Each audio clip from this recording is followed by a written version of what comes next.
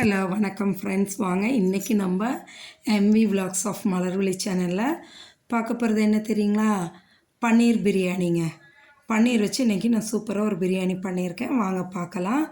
இதை பாருங்கள், ஒரு பாத்திரம் எடுத்து வச்சாச்சுங்க. அந்த கண்டெய்னரில் அழகாக ஒரு 50லேருந்து 100 ml வரைக்கும் நெய் ஊற்றிட்டு ஒரு கரண்டி எண்ணெய் ஊற்றி ஸ்டார் அனைஸு, பட்டை, கிராம்பு, பிரிஞ்சி இலை போட்டு தாளிச்சாச்சுங்க.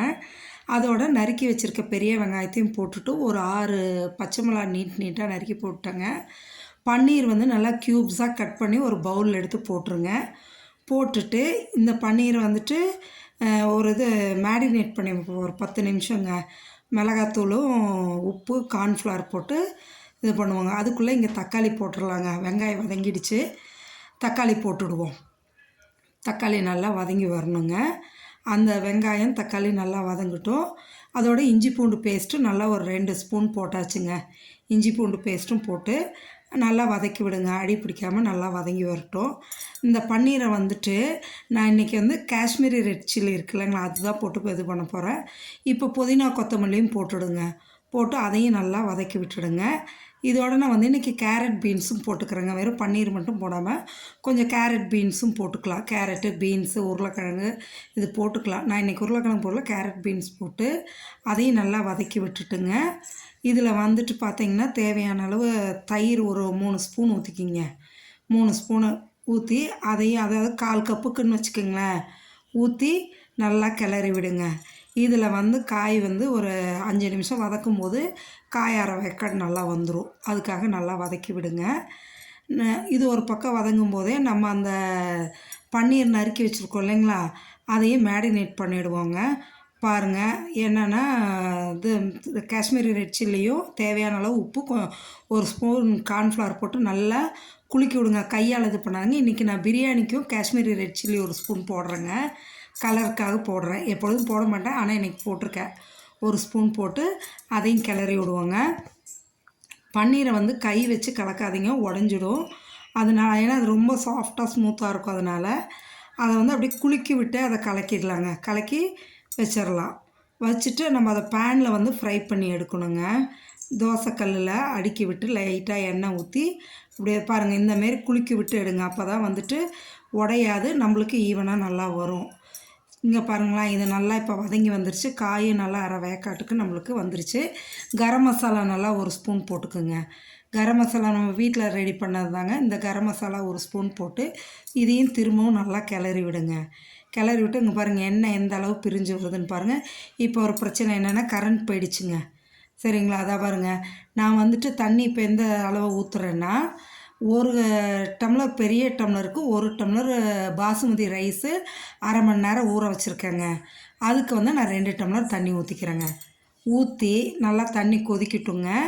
அதுக்கடையில் இப்போ நம்ம என்ன பண்ணலான்னா, ஒரு தோசை தவா வச்சு இந்த பன்னீரை அடுக்கி விட்டு ஒரு 2 ஸ்பூன் எண்ணெய் ஊற்றிடலாங்க. அது ஒரு பக்கம் அப்படியே ஃப்ரை பண்ணி எடுத்துடலாம். பாருங்கள், இந்த அளவு ஒரு லைனாக அடுக்கி வச்சு மேலே 2 ஸ்பூன் எண்ணெயை ஊற்றி விட்ருங்க. அது ஃப்ரை ஆகும். இப்போ இங்கே என்ன, அது தண்ணி கொதிக்குது பாருங்கள் பிரியாணிக்கு. அப்படியே அந்த அரிசியை தண்ணியை வடித்து இதில் எடுத்து போட்டுடுங்க. போட்டு ஒரே ஒரு தடவை கிளறி விடுங்க. சும்மா கிளறிட்டு இருக்க வேண்டாம், உடஞ்சிரும் அரிசி. இப்போ இதை அப்படியே பெரட்டி விட்டுருங்க. பெரட்டி விட்டு எடுத்துட்டிங்கன்னா இது ரெடி ஆயிடுச்சுங்க. பன்னீர் ரொம்ப நேரம் விடக்கூடாது, ரப்பரி ஆகிடும். அதனால் அப்படியே பெரட்டி விடுங்க. இப்போ தண்ணியெல்லாம் குறைஞ்சிருச்சு பாருங்கள். அரிசி முக்காப்போ தான் வந்துருச்சு. இப்போ இந்த பன்னீர் ஃப்ரை பண்ணதை எடுத்து மேலே அடுக்கி விட்ருங்க. அடுக்கி விட்டு மூடியை போட்டு மூடி 10 நிமிஷம் சிம்மில் வைங்க.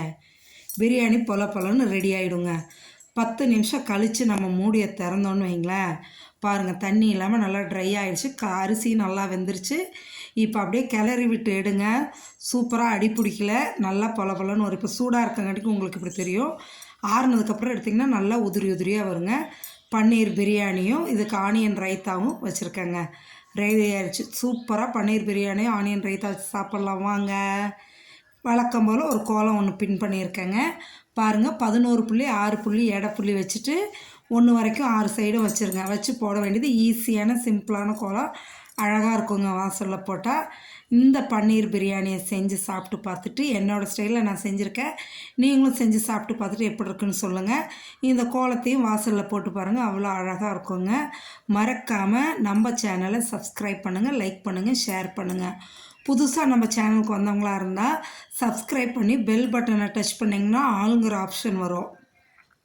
அதை டச் பண்ணிங்கன்னா நம்ம டெய்லியும் புதுசாக போடுற வீடியோஸும் உங்களுக்கு நோட்டிஃபிகேஷன் வரும். நீங்களும் எடுத்து பார்க்கலாம், செஞ்சும் பார்க்கலாங்க. இந்த கோலத்தையும் போட்டு பாருங்கள், பிரியாணியும் செஞ்சு சாப்பிடுங்க. அவ்வளோ சூப்பராக இருக்குங்க. என்னோடய ஸ்டைலில் நான் செஞ்சுருக்கேன் பாருங்கள். வழக்கம் போல் இதெல்லாம் பென்சிலில் போட்டு காமிச்சிருட்டேன், அப்படியே கலர் பண்ணி காமிச்சிருப்பேங்க. இது அவுட்ரு டிசைனு இந்தமாரி வரும், இன்னர் உள்ளார வர்ற டிசைனு இந்தமாரி வருங்க. போட்டு அழகாக கலர் பண்ணிட்டோங்க. சூப்பரான கோலம். இதையும் நீங்களும் போட்டு பாருங்களேன்.